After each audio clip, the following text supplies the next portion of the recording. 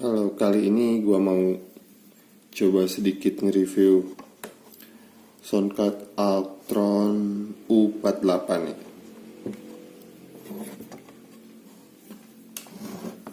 Bentuknya seperti ini.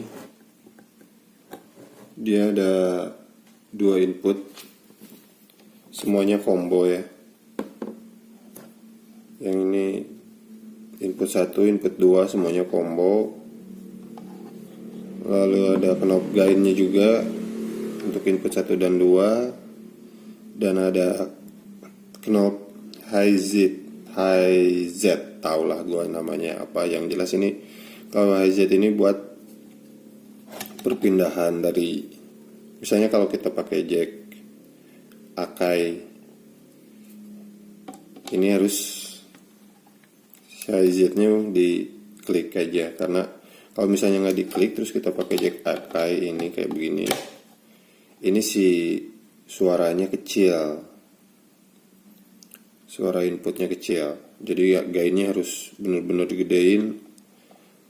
Dan kalau misalnya gain digedein itu noise-nya bakal keangkat juga. Jadi kalau misalnya kalau pakai jack Akai high Z-nya diklik aja sampai nyala. Ini gua nggak nyalain ya, karena kebetulan laptopnya juga lagi mati, maksudnya lagi nggak gua pakai.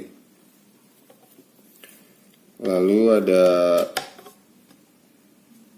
knob mix, ini mix untuk jadi kalau misalnya kita arahin ke input, jadi yang kedengar itu suara pure dari si soundcard ini. Nah kalau misalnya kita taruh di tengah, ini suaranya antara dari soundcard ini dan juga dari DAW. DAW itu Digital Audio Workstation ya, yang softwarenya di komputer itu loh. Kalau misalnya di full ke DAW, ini suaranya full dari DAW-nya. Cuma yang gua nggak ngerti nih, kalau misalnya suaranya kita mentok-mentokin nih, misalnya ke input atau ke DAW, ini ada suara desisnya gitu loh, ada suara desis kayak gitu kan. Ntar gue jelasin masalah suara desis. Lalu ini ada monitor, knob monitor itu untuk di belakang sini. Ini untuk output ini, dia udah pakai jack balance ya, jack Akai, jack TRS gitulah. Jadi udah balance dia. Ini USB-nya buat sambungin ke PC atau komputer. Nah jadi knob monitor ini buat yang output di belakang itu. Kalau misalnya kalau ini level ini buat monitor, direct monitor yang di sini, yang di depan buat ke headphone. Pakai jack Akai juga 6,5. Oke, tadi gue ngobrolin, oh ya ada phantom powernya juga, satu phantom power untuk dua input ini. Balik lagi ke yang tadi ya, yang suara desis. Gue sebelumnya pakai Behringer UM2 ya kan. Kalau gue fullin gainnya itu nggak pernah kedengeran suara desisnya. Cuma kalau di sini segini aja desisnya udah kedengeran nih. Kalau misalnya di input ini, sama halnya kalaupun input 1 desisnya udah kedengeran. Yang mana kalau desisnya kedengeran gitu, di DAW-nya juga, di hasilnya nanti di DAW, di proses mixingnya, si desisnya masih ada, masih keangkat. Gue juga belum paham ini, apa gue yang nggak paham atau memang karakter si soundcardnya ini seperti ini.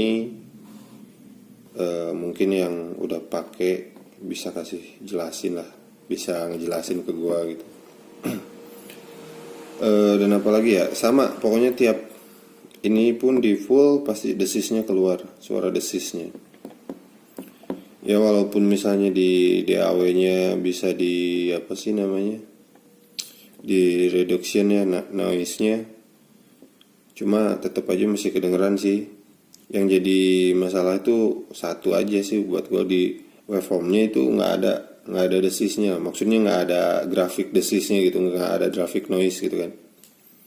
Grafiknya datar-datar aja, cuma outputnya kedengeran banget, apalagi kalau pakai earphone headset ya, kedengeran banget itu desisnya. Mungkin itu aja sih kelemahannya ini, atau emang guanya yang nggak paham, nggak tahu juga.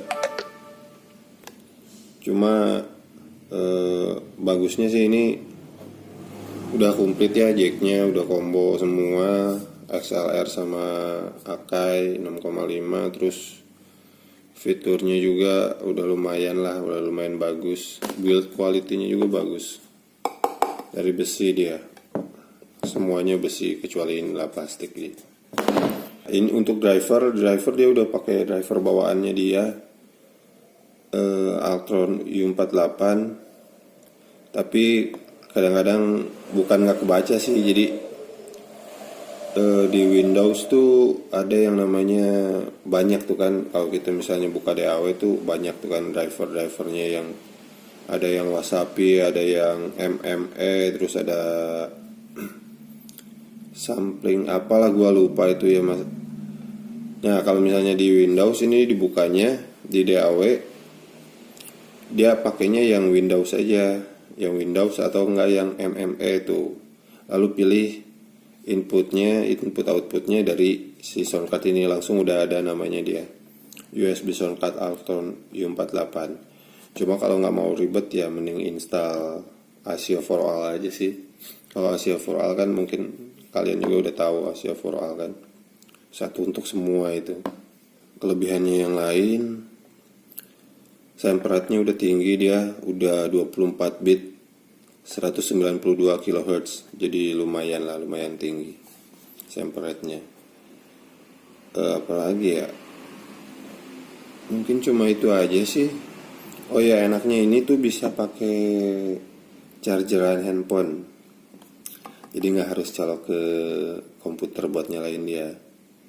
Cuma kalau misalnya pakai chargeran handphone, kalau misalkan apa ya namanya, grounding di rumah kitanya jelek, dia ada noise grounding tuh yang kayak ngedengung gitu lah. Pakai power bank juga bisa nyala dia, cuma agak ada ngedengungnya gitu. Mungkin si dayanya harus memang bagus ya. Kalau misalnya portable kayak gitu ya, maksudnya nggak harus colok laptop apa PC gitu kan. Enak sih, misalnya bisa dibawa-bawa, terus bisa dibawa outdoor lah gitu kan.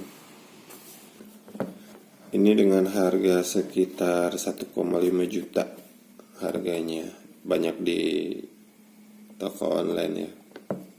Kalau dibandingin Focusrite sih memang nggak jauh sih, kalau kata gua nggak jauh yang kayak jauh banget gitu, nggak sih. Lagian kalau masalahnya begini kan, untuk sound card itu misalnya untuk mixing apa home recording itu kan pinter-pinter kita skillnya buat mixing gitu kan di DAW-nya kan. Walaupun kita pakai sound card yang mahal, kalau misalnya skillnya masih kurang gitu kan, ya tetap aja sih hasilnya juga kurang bagus. Gitu aja sih menurut gue. Oke, paling gitu aja. Sorry kalau misalnya masih banyak kekurangan. Thank you. Assalamualaikum. Dia kini telah pergi jauh, terbang